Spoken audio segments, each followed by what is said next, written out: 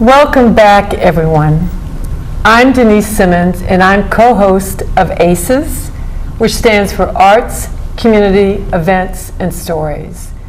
And if you can feel a little bit of the energy that's happening right here, right now, as we enter our fifth show, whose theme is really the sound of music.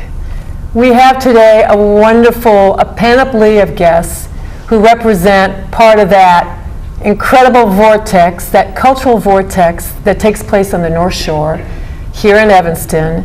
And appropriately enough, it's with the holidays.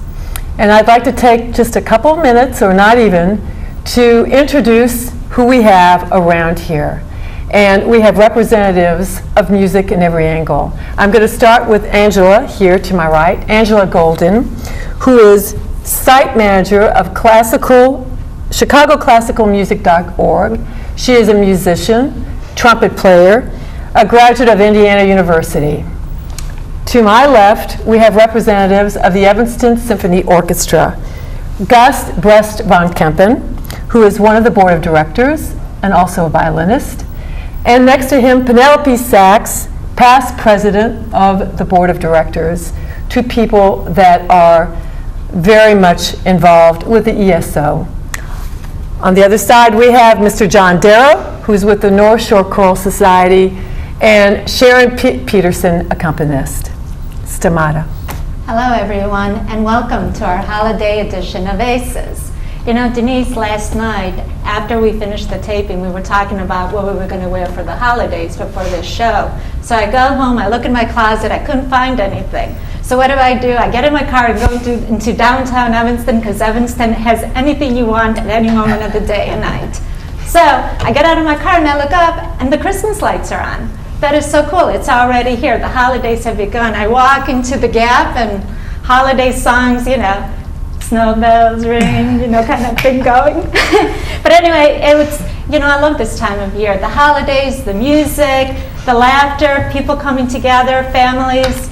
And this is what our show is about, the music, the things that make people feel inspired and feel a part of the holidays.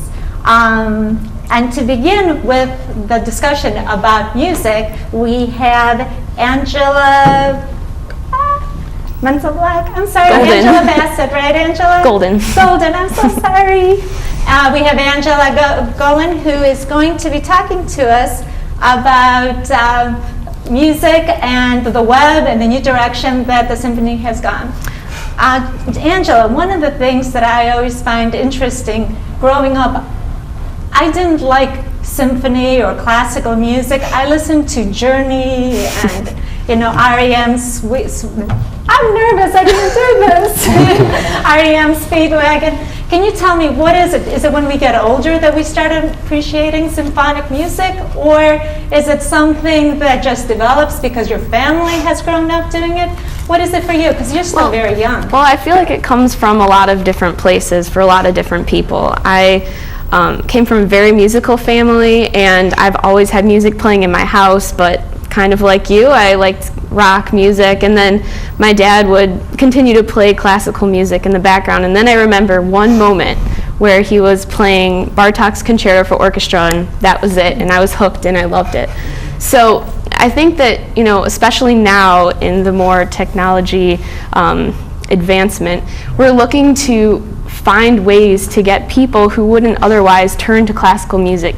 We want to get them inspired and excited about it. So I work for ChicagoClassicalMusic.org, which is a community engagement website for classical music enthusiasts.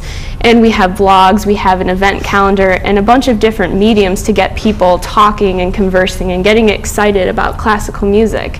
And the more that they can get out of their, small little box and their shell and see that there are others that love this and are excited about it, the better off we're going to be, whether it's in Chicago or the North Shore. And there are a number of groups in Evanston and North Shore that are involved in this website. We have, more than I can even name. We have Evanston Symphony, we have Light Opera Works, Chicago Acapella.